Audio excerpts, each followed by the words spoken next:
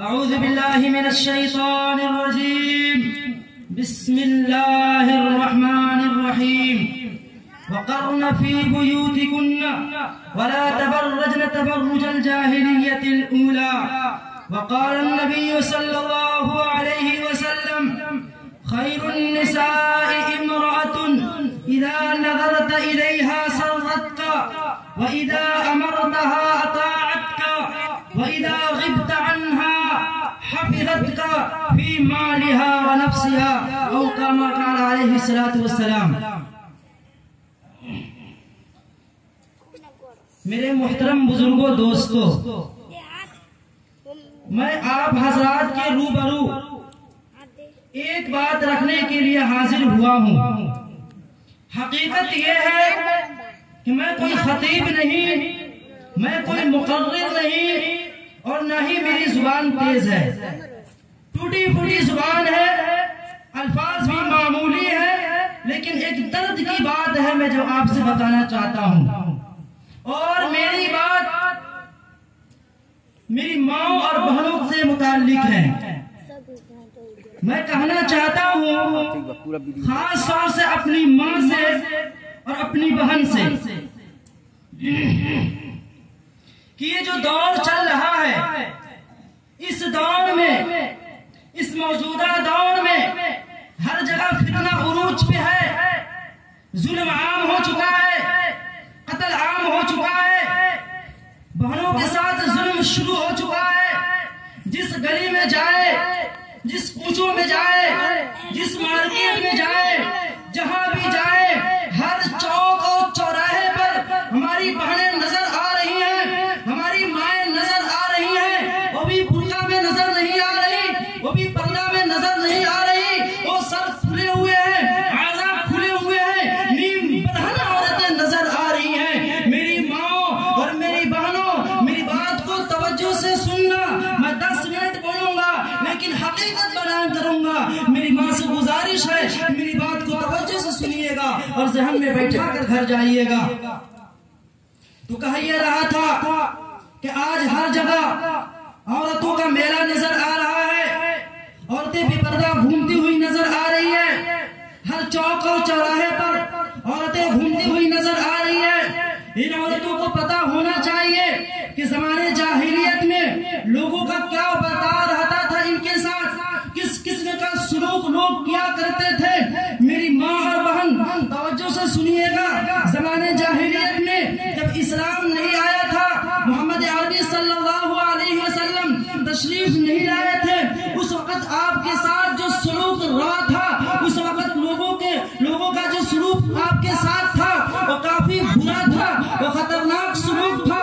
وہ سلوک یہ تھا کہ اس زمانے میں عورتوں کو عزت نہیں دی جاتی تھی، ان کا کوئی مقام نہیں تھا، ان کی کوئی حیثیت نہیں تھی. جانوروں جیسا ان کے ساتھ سلوک کیا جاتا تھا، ان کو استعمال کر کر پھینک دیا جاتا تھا، ان کو استعمال کر کر کوڑے میں ڈال دیا جاتا تھا. اور مزید ان کے ساتھ یہ ہوتا جب ان کے ایام آتے، جب نپاتی کا دن ہوتا، تو اس عورت کو گاؤں والے، گھر والے کسی کمرے میں بند کر دیتے تھے اور وہی کہتے تھے کہ رات گزار، اور دن میں کھانا بھیج دیا کرتے تھے.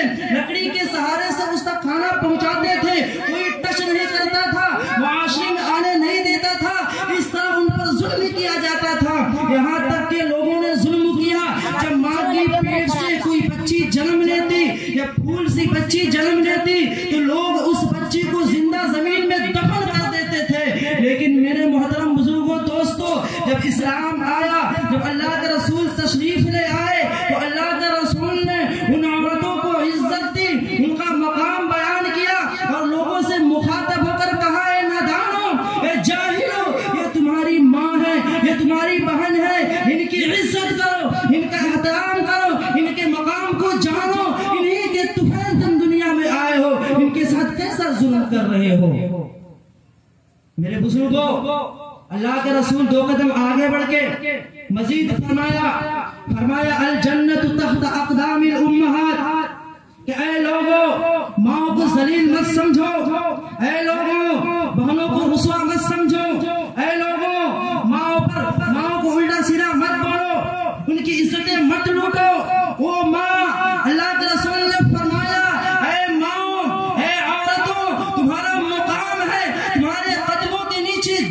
جنت ہے، تمہارے قدموں کے نیچے سرگ ہے۔ کس جنت کی بات میں کر رہا ہوں؟ کیا جنت آسان چیز ہے؟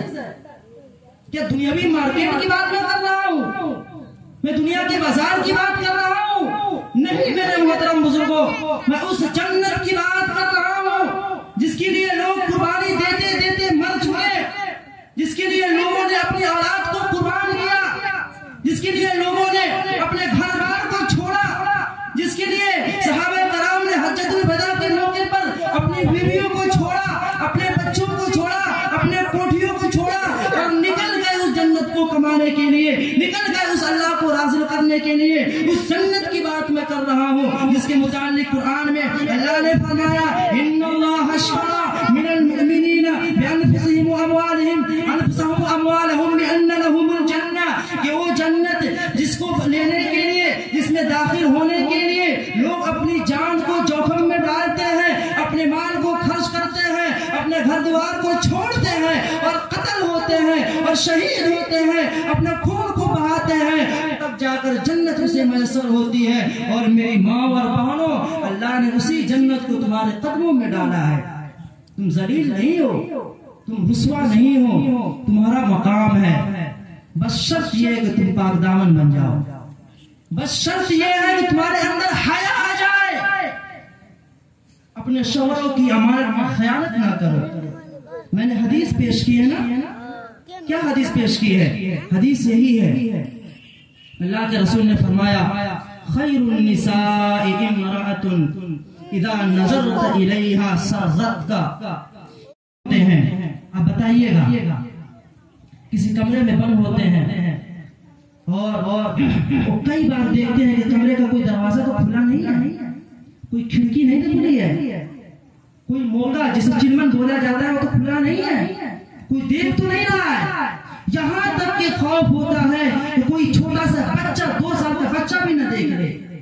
اس وقت یہ خیال نہیں آتا ہے کہ وہ اللہ دیکھ رہا ہے، وہ پروردگار دیکھ رہا ہے، وہ ایشور دیکھ رہا ہے۔ کیا تم نے ایشور کو 2 سال کے بچے سے بھی حقیر جانا، چھوٹا جانا ہے؟ میری ماں اور بابا تم نے جانا ہے تبھی تک یہ کام کیے ہو۔ اللہ کی نظر تو ہر جگہ ہے، یہ سوچ لیتی تو چھوڑ دیتی۔ میری ماں و بہنوں، آپ سے گزارش ہے کہ پاک دامن بن جائے، حیا والی بن جائے۔ اللہ کی قسم، اللہ نے آپ کو وہ مقام دیا ہے۔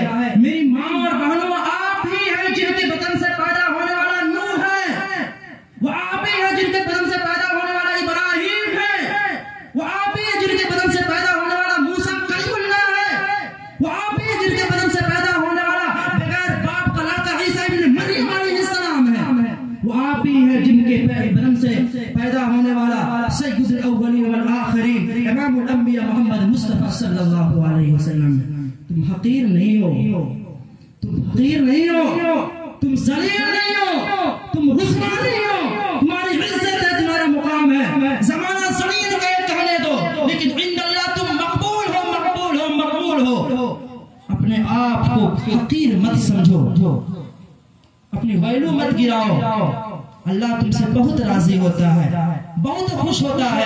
اللہ کے رسول نے فرمایا کہ اے لوگو، دنیا کی ساری نعمتیں حقیر ہیں، ساری دنیا کی نعمتیں حقیر ہیں، کوئی اوقات نہیں ہے۔ اس کے بعد فرمایا خیر متاع الدنیا المرأة الصالحہ، کہ کوئی چیز ہے جس کی قیمت ہے، دنیا میں کوئی چیز ہے جس کی قیمت ہے تو پتہ کیا ہے؟ اللہ کے رسول نے فرمایا المرأة الصالحہ، نیک عورت، نیک خاتون۔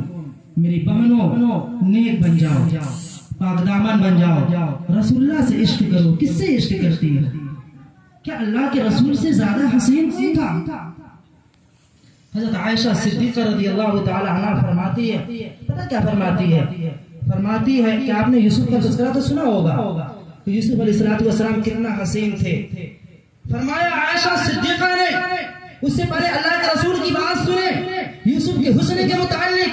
اللہ کے رسول فرماتے ہیں کہ جب میں معراج پر تشریف لے گیا، یوسف علیہ السلام سے آسمان پر ملاقات ہوئی تو میں نے دیکھا اور کہا کہ دنیا کی آدھی خوبصورتی یوسف کے اندر ہے، آدھی خوبصورتی یہ آج کل گورے نوجوان اور گوری گوری چھوکریاں نظر آتی ہیں، یہ کچھ نہیں ہے. آدھی خوبصورتی یوسف علیہ السلام کے اندر ہے. اس یوسف کو مصر کی عورتوں نے دیکھا، فلما رأينه أكبرنه وقطعن أيديهن وقلن حاش لله ما هذا بشرا. کیا کہا ان عورتوں نے جب یوسف کے حسن کو دیکھا تو انہوں نے قطعن أيديهن اپنے ہاتھوں کو کاٹ لیا اور کہا قلن حاش لله ما هذا بشرا. یہ کوئی انسان نہیں ہے تو فرشتہ ہے. اتنا خوبصورت حسین نوجوان میں نے دیکھا ہی نہیں کہیں. اتنا زیادہ خوبصورت یوسف علیہ السلام تھے. لیکن سنیے آگے کیا کہی امی جان نے. حضرت عائشہ صدیقہ رضی اللہ تعالی عنہا نے فرماتی ہیں کہ مصر کی عورتوں نے یوسف کی خوبصورتی دیکھی، انگلیاں کاٹ لی. اللہ کی قسم اگر اس دور کی عورتیں اگر میرے محبوب کی پوری خوبصورتی کو دیکھیں تو انگلیاں نہیں اپنے کلیجے کو کاٹ لیں گے. یہ کہا عائشہ صدیقہ رضی اللہ تعالی عنہا نے.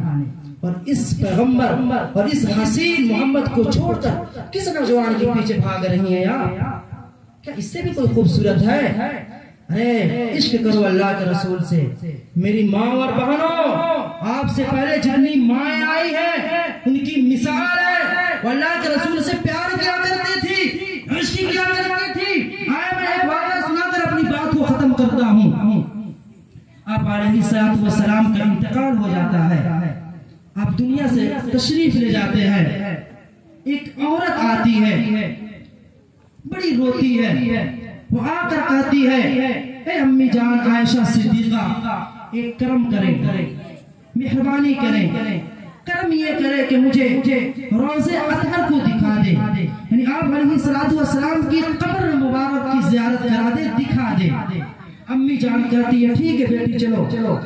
امی جان لے جاتی ہیں اور آپ علیہ السلام کے کمرے کا دروازہ کھول دیتی ہے اور کہتی ہے دیکھ لو جتنا دیکھنا ہے، یہ تمہارے آقا کی قبر ہے. اس کے بعد کیا ہوتا ہے؟ امی جان چلی جاتی ہے، وہ عورت وہیں کھڑی ہو جاتی ہے اور دیکھنا شروع کر دیتی ہے. قبر کو دیکھنا شروع کر دیتی ہے اور رونا شروع کر دیتی ہے. روتی ہے پھر روتی ہے. اتنا زیادہ روتی ہے کہ آنکھ لال ہو جاتی ہے، ہونٹ خشک ہونے لگتے ہیں، جس میں ڈھیلے پڑنے لگتے ہیں، جس میں سرد پڑنے لگتا ہے، جس میں ٹھنڈا ہونے لگتا ہے. اور ایک وقت آتا ہے وہ عورت، وہ عاشقہ عورت اللہ کے رسول کے قبر کے پاس تڑپ کر اپنی جان کھو بیٹھتی ہے اللہ کے رسول کے عشق میں. پیار تو یہ ہے. یہ کیسا پیار ہے آپ کا؟ آپ جب بوڑھی ہو جائیں گی، آپ کی عمر ڈھل جائے گی تو کہیے گا اس نوجوان سے کہ تم اس سے پیار کرتے ہو؟ پیار کرنا تو دور کی بات ہے، تھوکے گا بھی نہیں. اس لیے میری بہنوں اپنی قدر کو جانو، اس رسول اللہ کو مانو جس نے کہا کہ تمہارے قدموں کے نیچے جنت ہے. اتنی بڑی چیز تمہارے قدم کے نیچے ڈال دی، اس کو کیوں بھول رہی ہو؟ بس آخری بات ہے، میں ایک نسخہ بتا دیتا ہوں اور اپنی بات کو ختم کرتا ہوں. اس دور میں اگر عورتوں کو سدھرنا ہے تو کہیں جانے کی ضرورت نہیں ہے، یہ مردوں کے لیے بھی ہے. اگر عورتیں نیک بننا چاہتی ہیں تو کہیں جانے کی ضرورت نہیں ہے. میں بتا رہا ہوں، ایک بات بول رہا ہوں، اس کو پڑھیے گا آپ لوگ، میری ماں اور میری بہن پڑھیے گا. اگر آپ